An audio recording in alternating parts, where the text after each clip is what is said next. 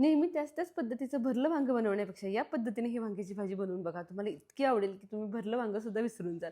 यासाठी छान गावरान वांगी घ्यायची. वांगी घेताना लहान आकारामध्ये घ्या.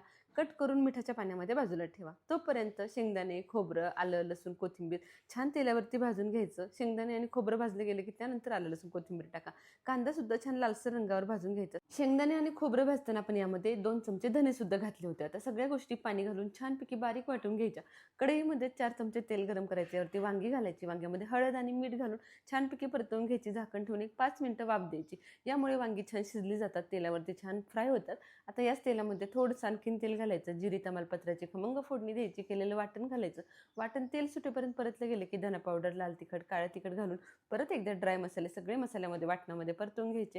हे तळलेली वांगी घालायची. वांगी तेलामध्ये छान परतली गेली की गरजेप्रमाणे पाणी घालून वांगी शिजायला घालायची. वांग्यामध्ये खूप जास्त पाणी घालू नका. तेलावर वाफवताना खूप छान ती शिजली गेली होती.